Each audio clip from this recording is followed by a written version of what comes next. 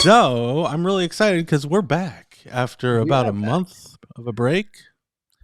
Welcome to everyone who has been eagerly awaiting our return for season 2 of Speculative Tolkienism. We have 21 chapters of the Two Towers ahead of us because we're just diving into the Two Towers.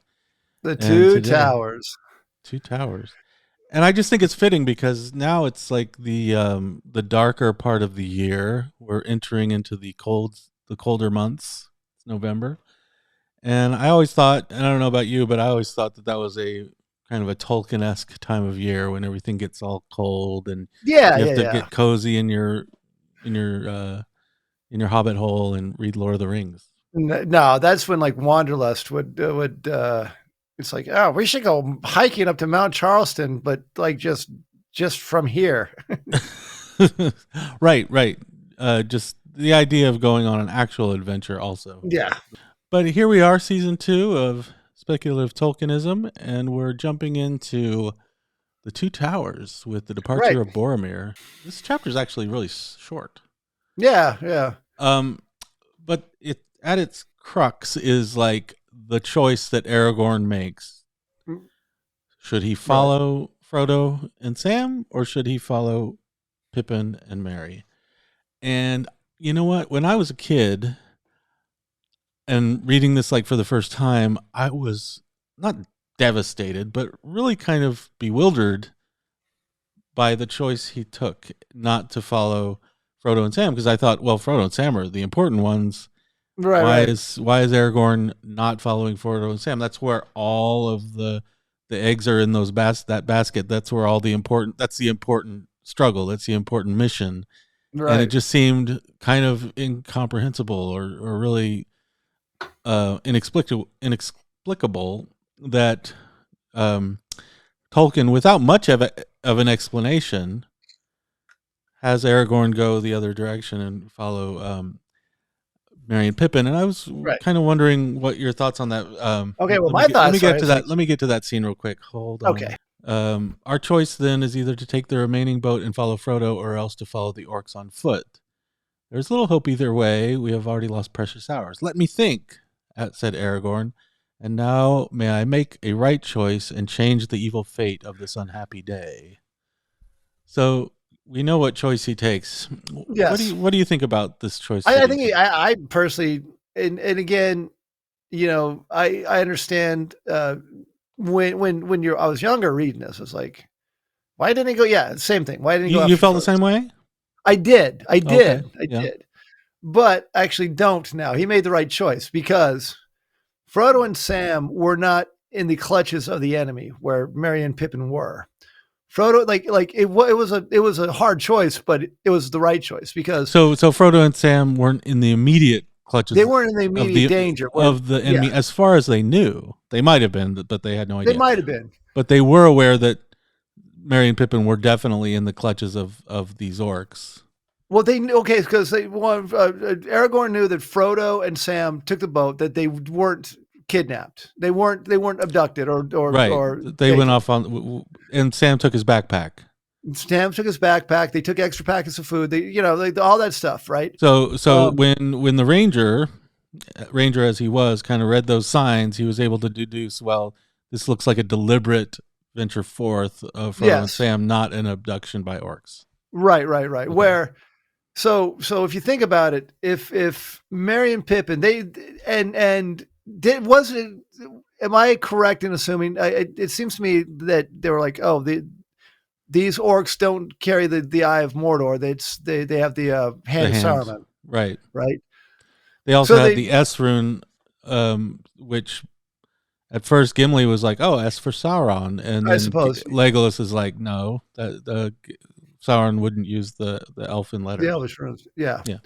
So they know that at the very least they're going to Isengard, and so they're most likely going to Isengard, yeah. Right, and they're alive, and if they get to Isengard, the whole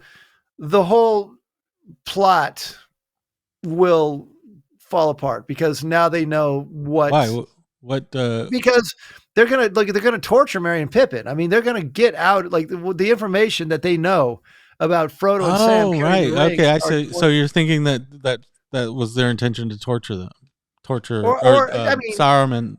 That so Aragorn suspects that Saruman. Well, we already know that Aragorn knows. Hold on, real quick. From the Council of Elrond, we already know that Aragorn knows that Saruman tried to take the ring or was curious about the ring and asking Gandalf of it. Right. And he knows it's tied to this halflings. Mm-hmm. That hobbits and halflings are involved in the ring. Right.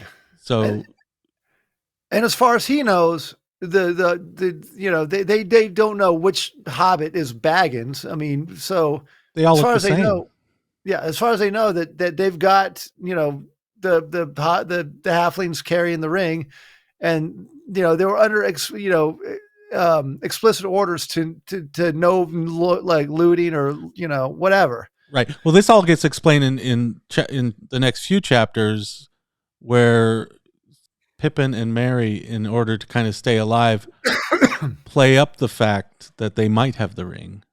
Right.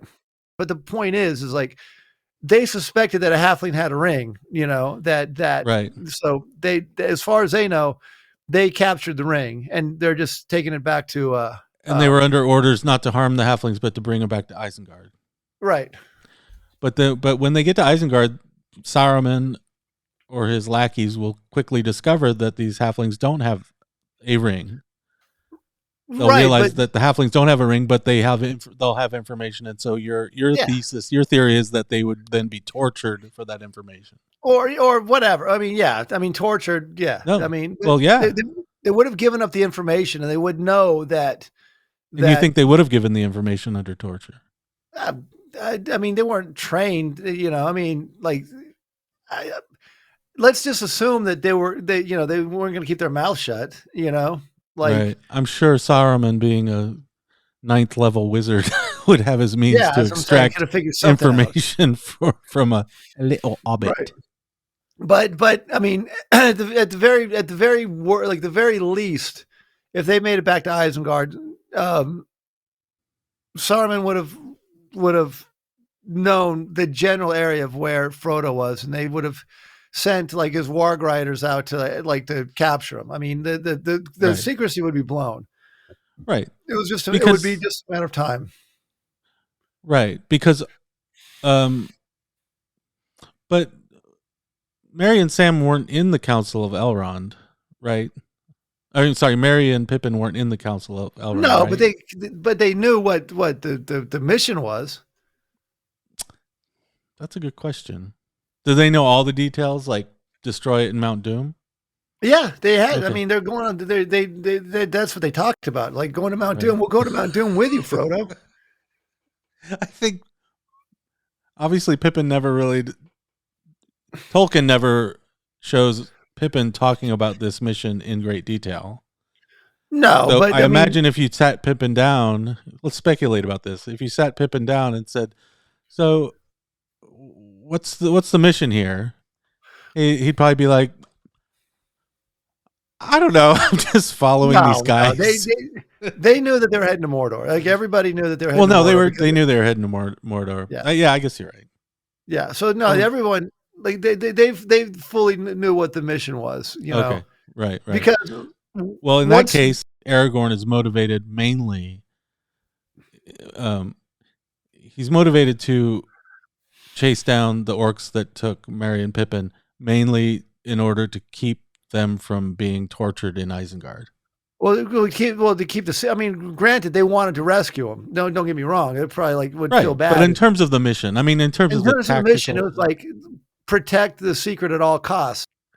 It would almost be like dangerous for Gimli, Legolas, and Aragorn to go in the direction of Frodo and Sam after Frodo and Sam have already departed and successfully crossed the river, as far as they could tell. Yeah. Because if they then try to follow them, that's just more people to alert the enemy. Like it's like they're just going to draw attention to Frodo and Sam. So it's like the eyes of the enemy will be like, "Oh, who are these? Who's this elf, dwarf, and man walking towards Mordor? Oh, where are they going? Let's watch them. Oh, they, and then basically the three lead them to Frodo and Sam. Right. Lead the enemy's eyes to Frodo and Sam. So they're just drawing attention to that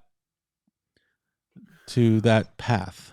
Well, the other thing that if there were eyes on the two sets of hobbits, right, and you've got a man, elf, and dwarf, like, oh, these guys must have the ring because they're following these two that have been captured by the orc. Exactly. Yeah. Here's our decoy. Yeah. It's like to show if anyone's watching them, they'll be like, that's kind of like a decoy. Like, oh, these guys are chasing after these hobbits. They must be the important hobbits. Yeah, and as far as I think the enemy would be concerned is that the hobbits, the halflings, were mules to carry the ring to ultimately deliver it to Minas Tirith.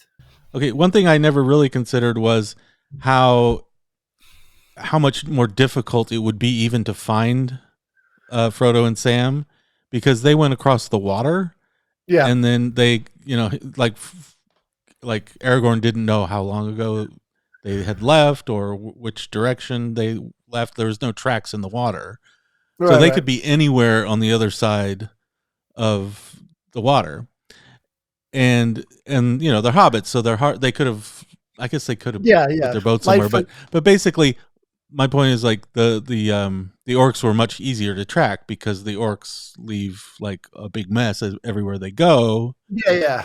And so again, like, if you're going for strictly stealth, Frodo and Sam are already kind of in their stealthy mode, and they don't want these other three pursuers, Gimli, Legolas, and Aragorn, to kind of draw attention to that path.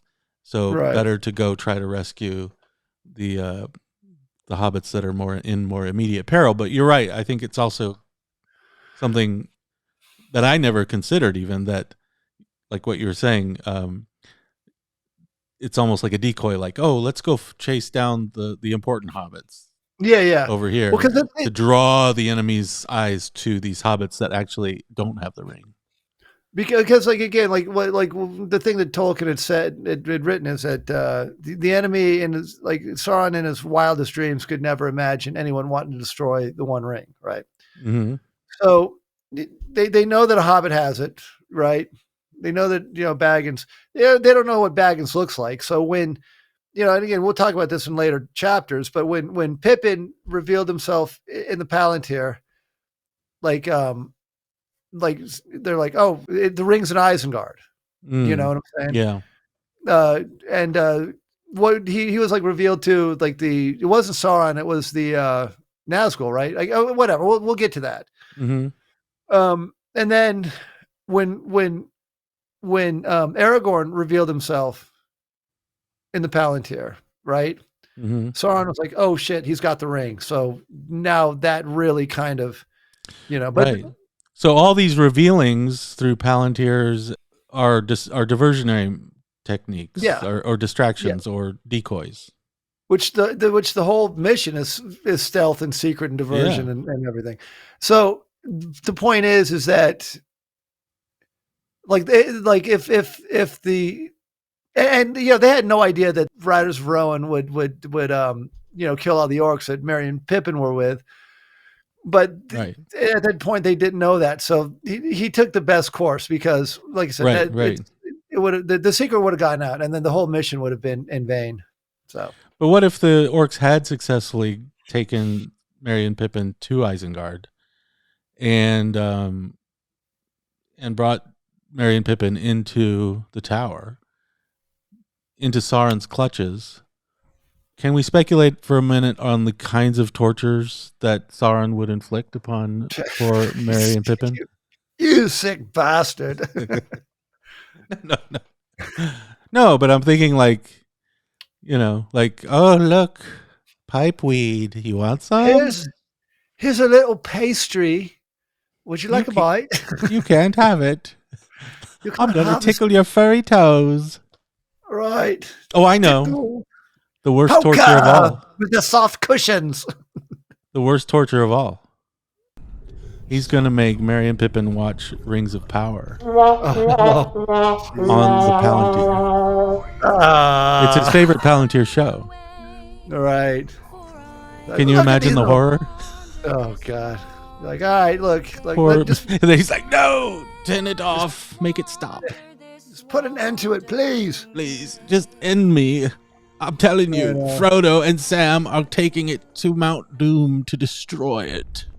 Nothing good would have come of Merry and Pippin being captured. You know, I know they release a rabbit, right? And it'll nibby a bum. Right. No, I can't really like. I think the worst torture would be the Rings of Power. You know, maybe they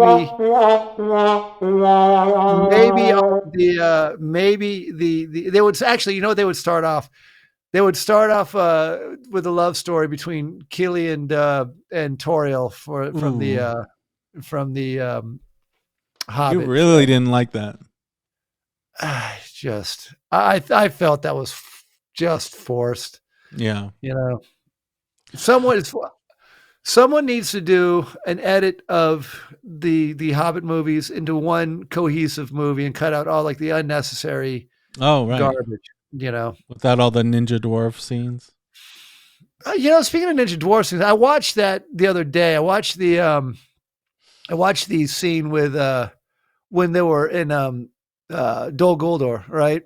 Yeah, where they rescue Gandalf, and there was like Elrond ninja and Saruman ninja scenes when they were fighting. I was like, really, what is it with all the ninja scenes? And the decapitations and stuff. Yeah, it was great. So anyway, well, just playing to the lowest common denominator, I think. Yeah, whatever. But in all seriousness, I did have one other reason or rationale for Aragorn to not follow Frodo and Sam. Okay, and it's kind of striking me right in the face now because he just witnessed Boromir dying, and Boromir just revealed that he tried to take the ring from Frodo. Right. And so Aragorn, in his growing wisdom, was probably like, the more people we surround Frodo with, the more likely it is, the more you're increasing the chances that that'll happen again, that someone's going to be tempted to take the ring from Frodo. Yeah, no, that actually makes sense too. Again, for just kind of keep Frodo as alone as possible.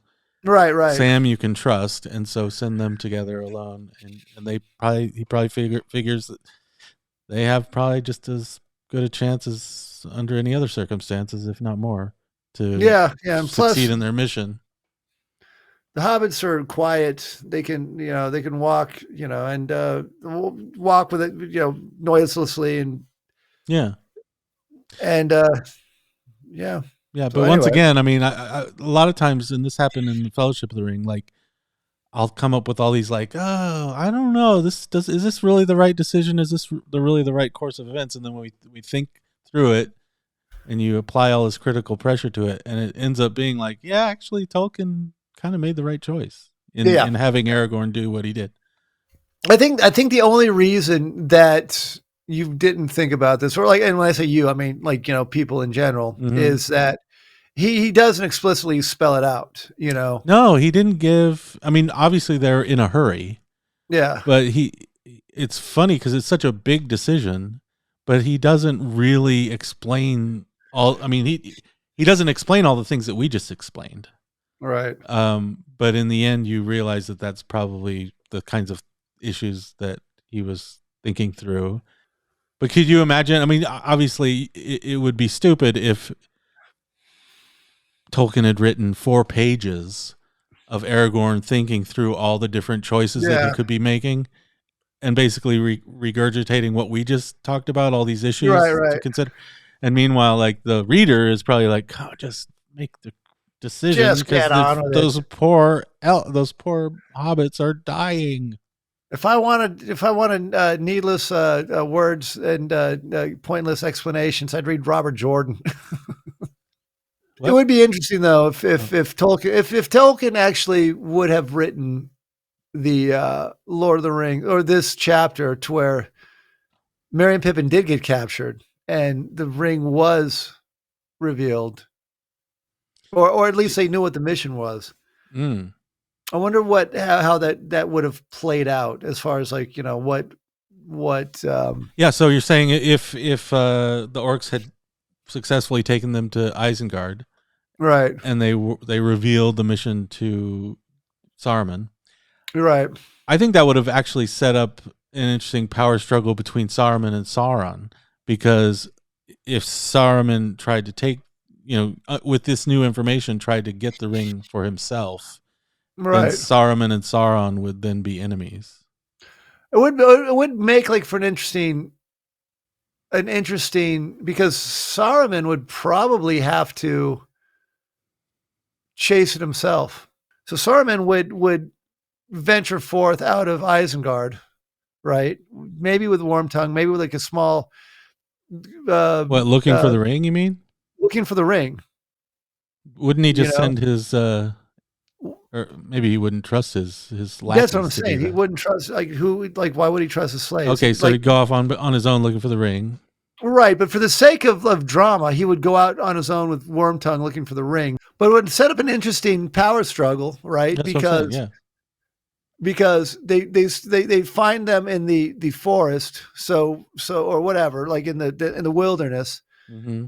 and in the meantime, Gandalf's like trying to track them down. So you could have this big showdown between Saruman and Gandalf, right?